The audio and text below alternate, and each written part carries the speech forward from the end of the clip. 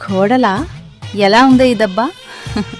ఇప్పుడే ఇంకా అయిపోలేదు, ముందుందే ముస్సల్ల పండగ. ఇలా తనలో తానే ఇలా మాట్లాడుకుంది. ఇది అంతా ముందునుంచే చిన్న కొడుకు సుబ్బు సుబ్రహ్మణ్యం కిటికీలోంచి చూస్తాడు. అమ్మ యశోద అలా షర్ట్ కాల్చి ఆ నింద రమ్యపై మోపడం మొత్తం కిటికీలోంచి చూస్తాడు చిన్న కొడుకు సుబ్బు. దేవుడా, మా అమ్మ ఏంటి నాన్న షర్టు కాల్చి నింద వదినపై వేస్తుంది? ఎందుకిలా చేస్తుంది? ఇది వెంటనే వదినికి చెప్పాలి అని అనుకుంటూ ఇంట్లోకి వెళ్తాడు సుబ్బు. రమ్య రూంకి వెళ్ళి ముందు తనకు ఏమీ తెలియనట్టు తనతో ఇలా అంటాడు. వదినా, ఏమైంది వదినా? ఎందుకలా ఏడుస్తున్నావు? అప్పుడు రమ్య ఏడుస్తూ, నేను మావయ్య షర్ట్ కాల్చలేదు సుబ్బు. నేను షర్ట్ ఐరన్ చేసి మావయ్య పిలిచాడని వెళ్ళాను. వచ్చి చూస్తే మావయ్య షర్ట్ మొత్తం కాలిపోయి ఉంది. నిజంగా నేనిది కావాలని చేయలేదు సుబ్బు. దీనికి మీ అన్నయ్య అందరూ వదన్నా నిన్ను నేను పెళ్లి చేసుకుని తప్పు చేశానని అన్నాడు సుబ్బు అని ఏడుస్తూ ఎంతో బాధతో అంటుంది రమ్య. అప్పుడు సుబ్బు వెంటనే రమ్యతో ఇలా అంటాడు. అసలు మీ పెళ్లి ఎలా అయింది వదినా? నువ్వు కట్నం ఇవ్వకపోయినా అన్న నిన్ను ఎందుకు పెళ్లి చేసుకున్నాడు?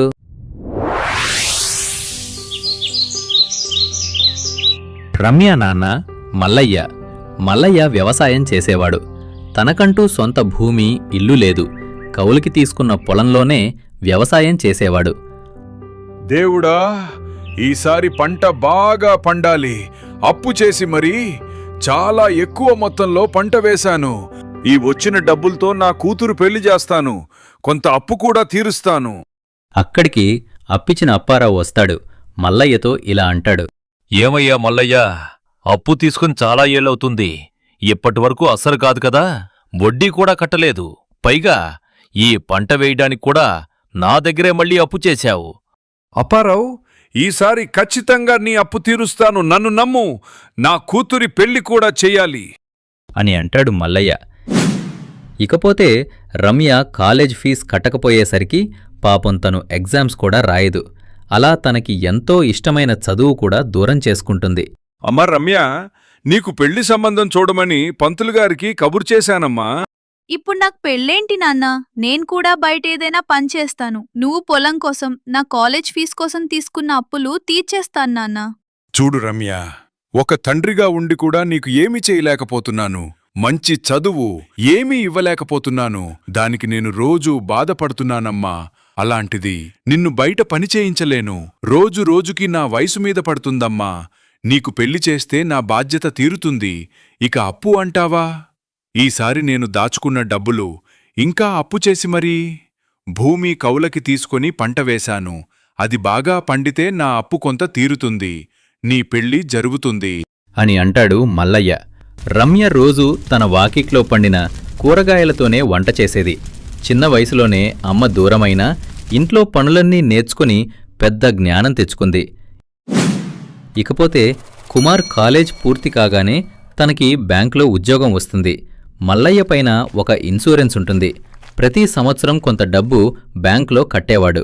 కాని ఈసారి డబ్బు మొత్తం పంట వేసేసరికి కొంత డబ్బు తక్కువగా ఉంటుంది. సార్, నేను ప్రతి సంవత్సరం ఇన్సూరెన్స్ కట్టేవాణ్ణి. కానీ ఈసారి డబ్బు కాస్త తక్కువగా ఉంది సార్. ఏది ఒక్కసారి మీ బ్యాంక్ బుక్కు ఇంకా ఇన్సూరెన్స్ పేపర్లు ఇలా ఇవ్వండి. అవి తీసుకొని కుమార్ క్షుణ్ణంగా పరిశీలిస్తాడు. సార్, మీ ఇన్సూరెన్స్ దాదాపు అయిపోయొచ్చింది. ఈ సంవత్సరం మీరు డబ్బు ఖచ్చితంగా కట్టాలి. నా దగ్గర దీనికి కట్టడానికి సరిపడా డబ్బులు లేవు సార్. మీరే ఎలాగోలా సాయం చేయండి సార్. చూడండి, నేనిక్కడ ఒక ఎంప్లాయీని మాత్రమే సార్. నేను మీకు ఎలాంటి సహాయం చేయలేను. ఇప్పుడు మీరు కట్టకపోతే మీ ఇన్సూరెన్స్ క్యాన్సిల్ అవుతుంది అని అంటాడు కుమార్. చేసేదేమీ లేక ఇంటికి వెళ్తాడు మల్లయ్య. కొన్ని రోజుల తర్వాత మల్లయ్య ఇంటికి రమ్యని చూడడానికి ఒక పెళ్లి సంబంధం వస్తుంది. మల్లయ్య, ఈయన శ్రీనివాస్, అతని కొడుకు అరుణ్. నమస్కారమండి. నా పేరు శ్రీనివాస్. నేను ఒక హోటల్ మేనేజర్ని. నా కొడుకు అరుణ్. నమస్కారమండి. నా పేరు మల్లయ్య. నేను వ్యవసాయం చేస్తాను. నా కూతురు చిన్న వయసులో ఉన్నప్పుడే నా భార్య చనిపోయింది అని అంటాడు మల్లయ్య. అప్పుడు ఆ అబ్బాయి మల్లయ్యతో ఇలా అంటాడు. నమస్కారం అంకుల్, నా పేరు అరుణ్. నేను గవర్నమెంట్ జాబ్ చేస్తున్నాను. మల్లయ్య, అమ్మాయిని పిలిపించండి.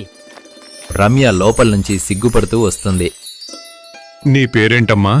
అప్పుడు రమ్య సిగ్గుపడుతూ తలపైకెత్తి, నా పేరు రమ్య అండి. అరుణ్, అమ్మాయి నీకు నచ్చిందా? హా నాన్న, అమ్మాయి నాకు బాగా నచ్చింది. అమ్మా రమ్య, నీకు అబ్బాయి నచ్చాడా? రమ్య అబ్బాయిని చూసి సిగ్గుతో ఇలా సమాధానమిస్తుంది. హా నాన్నా. అని తలూపుతుంది రమ్య. అమ్మా, నువ్వేం చదువుకున్నావు? రమ్య బాధతో. ఎగ్జామ్ ఫీజు కట్టుక నా చదువు మధ్యలోనే ఆగిపోయిందండి. అది విన్న శ్రీనివాస్ వెంటనే, ఏంటి, ఎగ్జామ్ ఫీజు కట్టక నీ చదువు ఆగిపోయిందా? అంటే మీ దగ్గర ఎగ్జామ్ ఫీజు కట్టే డబ్బులు కూడా లేవా? మరి అబ్బాయికి కట్నం ఏమిస్తారు? కట్నం ఇస్తామండి, నా పొలం డబ్బులు రాగానే ఇస్తాను. దానికి శ్రీనివాస్ సరే అంటాడు. శుభం. వచ్చే నెలలో మంచి ముహూర్తం ఉంది. మీకు నచ్చితే ఆ రోజే ఖాయం చేద్దాం. అలాగే కానివ్వండి పంతులు గారు. అలా రమ్య పెళ్లి ముహూర్తం ఫిక్స్ అవుతుంది. పెళ్లి కార్డులు ప్రింట్ చేసే కొన్ని రోజుల ముందే మల్లయ్య పొలం మొత్తం పురుగు పట్టిపోతుంది. అది చూసిన మల్లయ్య తట్టుకోలేకపోతాడు. అయ్యో దేవుడా, ఏంటిది? నా పొలం మొత్తం పురుగు పట్టిందేంటి? చూస్తుంటే ఈ పురుగు మందు పెట్టినా పోయేలా లేదే. ఈ ధాన్యం ఎవ్వరు కొనుగోలు చెయ్యరు. ఇప్పుడు నేనేం చెయ్యాలి? ఈ పొలంపై ఆధారపడే నా కూతురి పెళ్లి, నా అప్పు తీర్చాలనుకున్నానే. దేవుడా అని గుండెలు పగిలేలా ఏడుస్తాడు మల్లయ్య. ఆ మరుసటి రోజు ఉదయాన్నే పంతులు ఇంటికొస్తాడు. ఏమయ్యా మల్లయ్య, పెళ్లి కార్డులు ప్రింట్ చేయించారా లేదా? పెళ్లికి తిప్పికొడితే 2 వారాలు కూడా లేదు. పనులన్నీ ఒక్కడివే ఎలా చేస్తావో ఏంటో? అప్పుడు మల్లయ్య తలదించుకొని, పంతులు గారు, నా పొలం మొత్తం పురుగు పట్టిపోయిందయ్యా. ఏం మాట్లాడుతున్నావయ్యా? అంటే ఇప్పుడు పంట డబ్బులు చేతికి రావా? మరి ఇప్పుడు పెళ్లి ఎలా జరిపిస్తావు? అదే నాకు అర్థం కావట్లేదు పంతులు గారు. ఈ వచ్చే డబ్బుతోనే నా అప్పు కూడా తీర్చాలనుకున్నాను. కానీ ఇప్పుడు నేను చేసిన కష్టమంతా మట్టిపాలు అయిపోయింది. అది విన్న పంతులు మల్లయ్యతో ఇలా అంటాడు. చూడు మల్లయ్య, వాళ్ళు కట్నం విషయంలో చాలా కఠినంగా ఉన్నారు. అది మీకు తెలిసిందేగా. ఈ పెళ్లి ఇంకా జరగదు మల్లయ్య అని అక్కడ్నుంచి వెళ్ళిపోతాడు పంతులు. ఒక్కసారిగా మల్లయ్య గుండె బరువెక్కిపోతుంది. తనకి ఆ దేవుడు కూడా మోసం చేశాడని అనిపించింది. అదే దేవుడిని ప్రశ్నించటానికి మల్లయ్య దేవుడి దగ్గరికి వెళ్ళిపోతాడు. నాన్న ఎంత టైమైనా లేవకపోయేసరికి రమ్య తన రూంకి వచ్చి చూస్తుంది. ఒక్కసారిగా రమ్య అది చూసి తను చూసింది నిజమా కాదా అన్న భ్రమలో పడిపోతుంది. మల్లయ్య ఇంట్లో ఉన్న రేకుల పట్టికు ఊరేసుకుంటాడు. తన కూతురి పెళ్లి ఆగిపోయింది అని, తను చేసిన అప్పు కట్టలేకపోయాడని చనిపోతాడు. నాన్న, నాన్న, ఎందుకిలా చేసావు నాన్న? నాకు నువ్వు తప్ప ఇంకెవ్వరున్నాను నాన్న. నన్ను విడిచిపెట్టి ఎందుకు వెళ్ళిపోయావు నాన్న? అని గుండెలు పగిలేలా ఏడుస్తుంది రమ్య. మల్లయ్య అంత క్రియలు పూర్తి చేస్తుంది రమ్య. ఆ మరుసటి రోజే అప్పిచ్చిన అప్పారావు ఇంటికొస్తాడు. మల్లయ్య చనిపోయాడన్న జాలి కూడా లేకుండా అప్పారావు రమ్యతో ఇలా అంటాడు. మీ నాన్న డబ్బులు కట్టకుండా భలే తప్పించుకున్నాడు. మీ నాన్న నా దగ్గర చేసినప్పులో కనీసం వడ్డీ కూడా కట్టలేదు. ఎలాగైనా మీ అప్పు నేను తీరుస్తాను అప్పారావు గారు. ఎలా తీరుస్తావు? నీ పంట కూడా నీ చేతికి రాలేదు. అది మీ సొంత భూమి కూడా కాదు. కనీసం నువ్వు ఉంటున్న ఇల్లు కూడా నీది కాదు. ఇప్పుడు ఎలా కడతావు నా అప్పు? దీనికి ఒక్కటే పరిష్కారం. నన్ను పెళ్లి చేసుకో. నా భార్య చనిపోయి 3 సంవత్సరాలవుతుంది అని అప్పారావు అంటాడు. అది విన్న రమ్య కోపంతో, ఛీ, నీ కూతురు వయసున్నే నన్ను పెళ్లి చేసుకుంటా అంటావా? అస్సలు నువ్వు మనిషివేనా? ఛీ, నీ అప్పు నేను ఎలాగైనా తీరుస్తాను. ఇంకోసారి అలా మాట్లాడేవో పోలీస్ స్టేషన్లో కేసు ఫైల్ చేస్తాను. ఏమనుకున్నావో అని గట్టిగా వార్నింగ్ ఇస్తుంది రమ్య. నాన్న, నువ్వు విన్నావా నన్నేమన్నాడు? నువ్వు లేక నేను ఒంటరినయ్యా నాన్న అని ఏడుస్తుంది రమ్య. మల్లయ్య చనిపోయిన విషయం తెలుసుకున్న బ్యాంక్ ఎంప్లాయ్ కుమార్ ఇంటికి వస్తాడు. ఎవరండి మీరు? మీకెవరు కావాలి? నమస్కారమండి, నేను భారత్ బ్యాంక్ ఎంప్లాయీని. మీ నాన్న చనిపోయాడని తెలుసుకుని వచ్చాను. మా నాన్న మీకేమైనా అప్పున్నాడా? లేదండి, మీ నాన్న లైఫ్ ఇన్సూరెన్స్ పాలసీ కట్టాడు మీ నాన్న చనిపోయినందుకు. రికవరీ పైన కొంత డబ్బు తన కుటుంబ సభ్యులకు చెందుతుంది. ఆ రోజు మీ నాన్న నా దగ్గరికి వచ్చి, అయ్యా, ఈ ఒక్కసారి డబ్బులు కడితే ఇన్సూరెన్స్ పూర్తవుతుంది కదయ్యా. దీన్నుంచి నాకు కొంత డబ్బు ఇస్తారా అయ్యా? నా కూతురు పెళ్లి పెట్టుకున్నాను, నాకు అప్పు కూడా ఉంది. చూడండి, ఇది హెల్త్ ఇన్సూరెన్స్ పాలసీ. మీ హెల్త్ పాడైతే హాస్పిటల్ బిల్లు కడతాం, లేక మీరు చనిపోయినా కూడా ఈ డబ్బు మీ కుటుంబ సభ్యులకు చెందుతుంది అని అనగానే వెంటనే మల్లయ్య కుమార్తో ఇలా అంటాడు. సార్, రమ్య నాకు పుట్టలేదు సార్. నేనసలు పెళ్ళే చేసుకోలేదు. తను ఒక అనాథ సార్. నేనే తనని అనాథ శరణాలయం నుంచి తీసుకొచ్చి పెంచి పెద్ద చేశాను సార్. నేను ఒక అనాథనే సార్. ఈ అనాథని ఎవ్వరు పెళ్లి చేసుకుపోయేసరికి జీవితంపై ఆశ చచ్చిపోయి చిన్న పాపని నా కూతురుగా పెంచుకున్నాను సార్. ఇప్పుడు నేను చాలా కష్టాల్లో ఉన్నాను. ఈ కొంత డబ్బు తీసుకొని మిగిలిన కొంత డబ్బు మీరు కట్టండి సార్. మీ కాళ్ళు పట్టుకుంటాను సార్ అని అడగగానే కుమార్ తన సొంత డబ్బులు పెట్టి మల్లయ్య ఇన్సూరెన్స్ మొత్తం కట్టేస్తాడు. అలా మీ నాన్న డబ్బులు నీకిప్పుడు చెందుతున్నాయి. అంటే మా నాన్నకి నేను పుట్టలేదా? అంటే తను చనిపోతే నాకు ఇన్సూరెన్స్ డబ్బు వస్తుందని కావాలనే చనిపోయాడా? అని బోరున ఏడుస్తుంది రమ్య. రమ్య, ఈ టైంలో చెప్తున్నానని తప్పుగా అనుకోకో. మీ నాన్నకొచ్చిన ఈ డబ్బు తను చేసిన అప్పు తీర్చడానికి మాత్రమే సరిపోతుంది. కాని ఇప్పుడు నువ్వెలా బ్రతుకుతావు? ఈ ఇల్లు అద్దె కూడా కట్టాలి. ఈ సమాజంలో నువ్వు ఒంటరిగా ఎలా పోరాడతావు? చూడు రమ్య, నిన్ను నేను లవ్ చేశాను. అవును రమ్య, నన్ను నువ్వింకా గుర్తుపట్టలేదు. మన కాలేజ్లో నేను మీ సీనియర్ని. నీకీ విషయం ఎప్పటినుంచో చెప్పుదామనుకున్నా. కాని నువ్వు సడన్గా కాలేజ్కి రావడం ఆపేశావు. నీకోసం నేను చాలా వెతికాను, కాని మళ్ళీ ఎప్పుడు నువ్వు కాలేజ్కి రాలేదు అని కుమార్ అనగానే రమ్య షాక్ అవుతుంది. రమ్య, నువ్వొప్పుకుంటే నిన్ను నేను పెళ్లి చేసుకుంటాను. నిన్ను బాగా చూసుకుంటాను. మీ నాన్నకి కూడా ఇదే కావాలి రమ్య. తన ఆత్మ కూడా శాంతిస్తుంది. అలా అనగానే రమ్య ఆలోచనలో పడిపోతుంది. ఒక ప్రేమ దూరమైతే ఆ దేవుడే ఇంకో ప్రేమని తనకిచ్చాడని, తనని ప్రేమించిన వ్యక్తి తన జీవితంలో ఉంటే జీవితం బాగుంటుందని అనుకోని రమ్య కుమార్కి ఓకే చెప్తుంది. ఆ మరుసటి రోజే కుమార్ తన నాన్న నారాయణని, తల్లి యశోదని రమ్య ఇంటికి పిలుస్తాడు. ఏంట్రా మా ఇద్దరిని ఇక్కడికి తీసుకొచ్చావు? పైగా ఈరోజు ఆఫీస్కి లీవ్ కూడా పెట్టావు. ఏంటి అసలు ఎవరి అమ్మాయి? నాన్న అడుగుతుంటే అలా మౌనంగా ఉంటావేంట్రా? నోరు తెరిచి ఏంటో చెప్పు కుమార్. అమ్మా, నాన్నా, తిను రమ్య. తినని పెంచిన తండ్రి చనిపోయాడు. తినకంటూ ఎవ్వరులేరు. నేను రమ్యని నా కాలేజీలోనే ప్రేమించాను. రమ్య అంటే నాకు చాలా ఇష్టం. నేను రమ్యను పెళ్లి చేసుకుంటాను నాన్నా.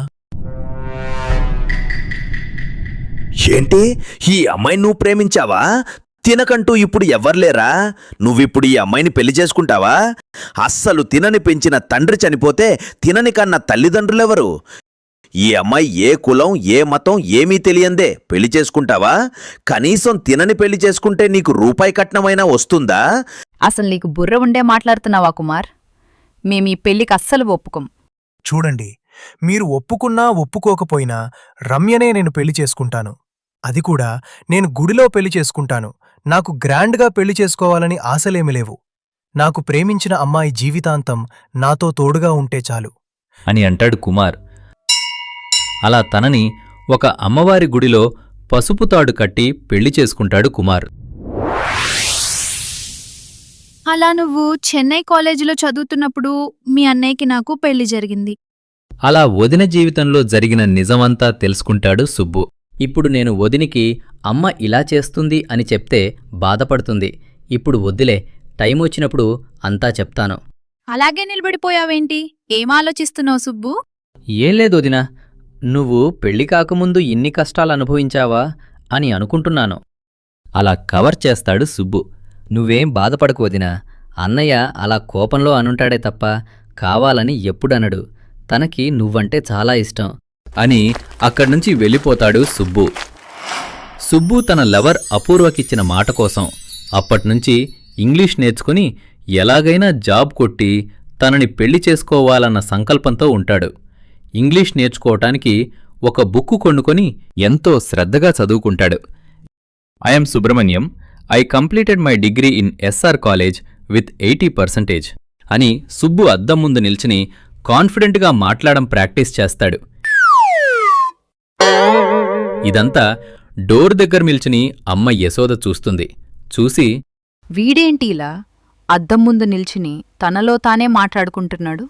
ఒరే సుబ్బూ, సుబ్బూ, నిన్నేరా? దెయ్యం కాని పట్టిందంట్రా నీకు?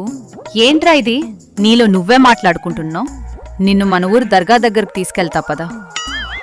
అది విన్న సుబ్బు నవ్వుకుంటూ ఇలా అంటాడు. పిచ్చమ్మా, నాకేమీ దెయ్యం పట్టలేదు. నేను ఇంగ్లీష్ నేర్చుకుంటున్నాను. అద్దం ముందు నిల్చొని మాట్లాడడం ప్రాక్టీస్ చేస్తున్నాను. అలా అంటున్నప్పుడే అక్కడికి రమ్య వస్తుంది. ఇద్దరు మాట్లాడుకోవటం చూసి ఇలా అంటుంది. ఏమైందత్తయ్య, అంత గట్టిగా మాట్లాడుతున్నారు? అంతా ఓకేనా? మీ మరిది అద్దం ముందు నిల్చొని పిచ్చోడిలా తనలో తానే మాట్లాడుకుంటున్నాడు. అప్పుడు సుబ్బు, అయ్యో వదినా, నేను జాబ్ కోసం ఇంగ్లీష్ ప్రాక్టీస్ చేస్తున్నాను. దానికే అమ్మ దెయ్యం గియ్యం అంటుంది. మ్యాటర్ అర్థమైన రమ్య అత్తకి ఇలా చెప్తుంది. అయ్యో అత్తయ్య, సుబ్బు జాబ్ కోసం ఇంగ్లీష్ స్పీచ్ ట్రైనింగ్ చేస్తున్నాడు. ఇలా తను ప్రాక్టీస్ చేస్తేనే ఇంటర్వ్యూలో తను బాగా మాట్లాడగలుగుతాడు. అవునా?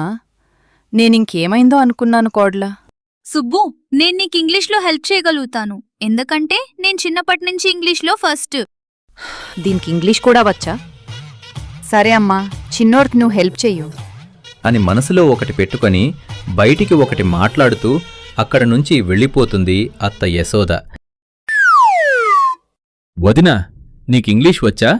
సుబ్బు, నేను కాలేజ్ మధ్యలోనే ఆపేశాను గాని నాకు ఇంగ్లీష్ కమ్యూనికేషన్ బాగా వచ్చు. నాకు చదువుకోవాలని చాలా ఆశుండేది. కానీ ఏం చేస్తాం, కొన్ని అంతేలే. నీకైనా నేను హెల్ప్ చేస్తాను అని రమ్య సుబ్బుకి ఇంగ్లీష్ మాట్లాడడం నేర్పిస్తుంది.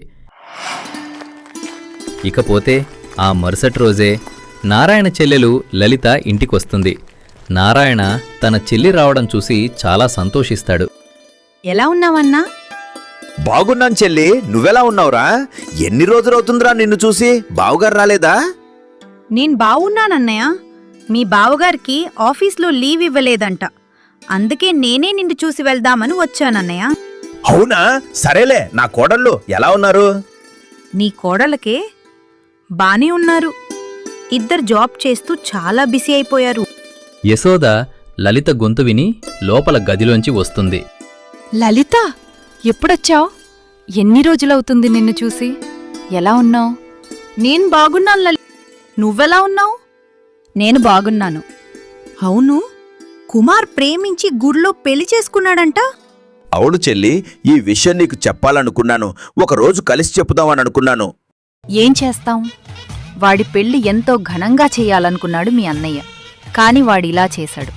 ముక్కు మొహం తెలియని పేద అమ్మాయిని ప్రేమించి రూపాయి కట్నం తీసుకోకుండా పెళ్లి చేసుకున్నాడు.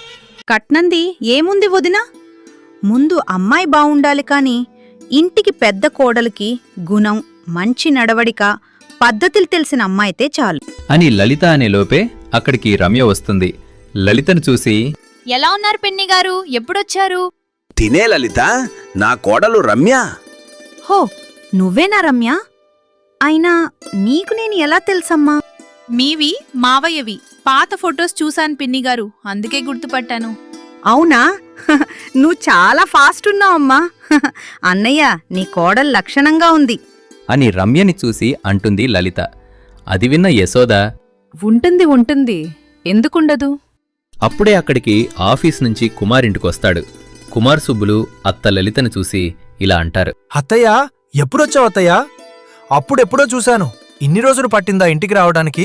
కనీసం నేనైనా వస్తానంటే ఎప్పుడు వదంటావు? అత్తయ్య, నాకు పొంగడాలు చేసి పెట్టవా? నీ చేతి పొంగడాలు తిని ఎన్ని రోజులవుతుందో. సుబ్బు, నేను వచ్చి కనీసం 5 నిమిషాలు కూడా కాలేదురా. అప్పుడే స్టార్ట్ చేసావా? సరేలే, చేసి పెడతాను. అప్పుడే రమ్య ఇలా అంటుంది. పిన్ని నీకు తర్వాత చేసి పెడుతుందిలే గాని. పిన్నిగారు, ఒక 20 నిమిషాల్లో వంట చేసేస్తాను. మీరు వెళ్ళి ఫ్రెష్ అయ్యిరండి. ఎప్పుడు తిన్నారో ఏమో అని రమ్య కిచెన్లోకి వెళ్ళి చకచకా కూరగాయలు తరిగి వంట స్టార్ట్ చేస్తుంది. వంట దాదాపు అయ్యేటప్పుడు రమ్యని కుమార్ పిలవడంతో గ్యాస్ చిన్నగా పెట్టి అక్కడ్నుంచి వెళ్ళిపోతుంది. ఆ సందు చూసుకున్న అత్త యశోద లలిత చేత ఎలాగైనా రమ్యని తిట్టించాలని కిచెన్లోకి అడుగుపెడుతుంది. ఇది చాలా తెలివైనదంట. ఈరోజు నేను చేసే పనికి దీన్ని ఇంట్లో నుంచి వెళ్ళగొట్టడం ఖాయం. అని గుప్పెడు ఉప్పు ఆ కూరలో వేస్తుంది. మెల్లగా ఏమీ తెలియనట్టు వచ్చి కూర్చుంటుంది. పాపం అది తెలియని కోడలు రమ్య ముగ్గురికి అన్నం వడ్డిస్తుంది. అబ్బా, వాసన గుమగమలాడిపోతుంది. అమ్మా రమ్య, నువ్వు కూడా వచ్చి కూర్చో అమ్మా, అందరం కలిసి తిందాం. లేదు పిన్ని, ముందు మీరు తినండి, నేను మీకు వడ్డిస్తాను. నేను, ఆయన, సుబ్బు ముగ్గురం తింటాం. తింటారే. కొద్దిసేపు ఆగితే మీ తలకాయ కోసి ఫ్రై చేసి తింటారు. లలిత ఒక్క ముద్ద నోట్లో పెట్టుకోగానే తన మొహం చేంజ్ అయిపోతుంది. అన్నయ్య, ఒక్కసారి ఒక ముద్ద తించూడు. నారాయణ రమ్య వండిన కర్రీతో అన్నం కలిపి నోట్లో పెట్టుకుంటాడు. హబ్బా, కూర అదిరింది. నువ్వింత టేస్టీగా కూడా వంట చేస్తావా రమ్య? అవును, కూర సూపర్గా ఉంది. నిజంగా చాలా బావుంది రమ్య. అని అనగానే అత్త యశోదకి ఏమీ అర్థం కాదు. అదేంటి, వీళ్ళు కూర బావుందంటున్నారు, నేను కూరలో గుప్పెడు ఉప్పు వేశానే, ఒక్కసారి తిని చూస్తాను అని యశోద ఒక ముద్ద కలిపి నోట్లో పెట్టుకుంటుంది. యశోద రుచి చూస్తే, అరే, ఈ కూరేంటి ఇంత బావుంది? నేను తను వండిన దాంట్లోనేగా ఉప్పు వేశాను, ఇంతలో ఎలా మాయమైపోయింది?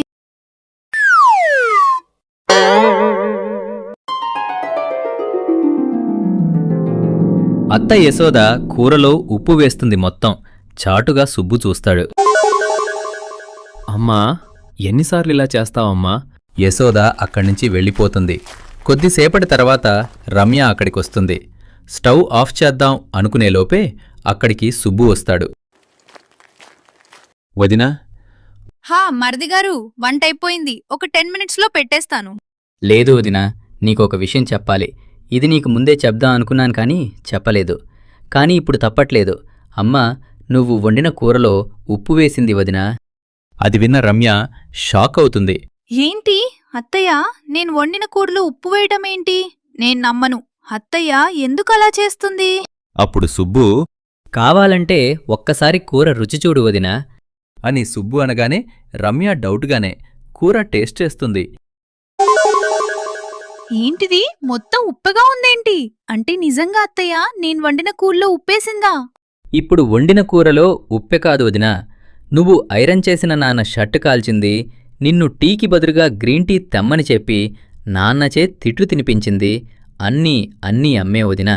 అది విన్న రమ్యకి ఫ్యూసులు ఎగిరిపోతాయి. నిజంగా ఇవన్నీ అత్తయ్య చేసిందా? అవును వదినా, ఇవన్నీ అమ్మే చేసింది. నా 2 కళ్ళతో నేను చూశాను. ఎందుకు ఇవన్నీ చేసింది సుబ్బు?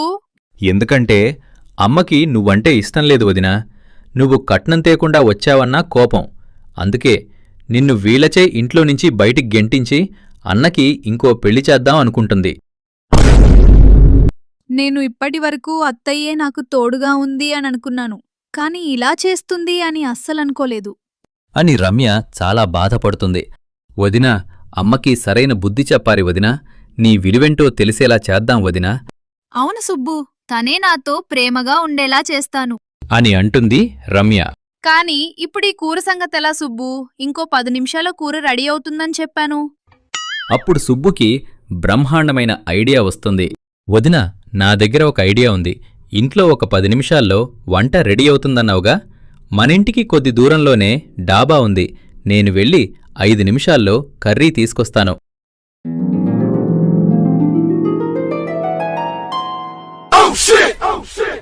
కూర టేస్ట్ చాలా బావుంది రమ్య. నువ్వు సేమ్ దాబా స్టైల్లో చేసావు. స్టైల్లో చేయడం ఏంటి, అది దావాదే. అత్త యశోదా, నా తల్లి లేనందుకు నిన్నే నా తల్లిగా అనుకున్నాను, కానీ నువ్వింత పనిచేస్తావు అనుకోలేదు. ఆట నువ్వు మొదలుపెట్టావు, దాన్ని నేను ఫినిష్ చేస్తాను. ఇప్పటినుంచి నీకు చూపిస్తానే చుక్కలు.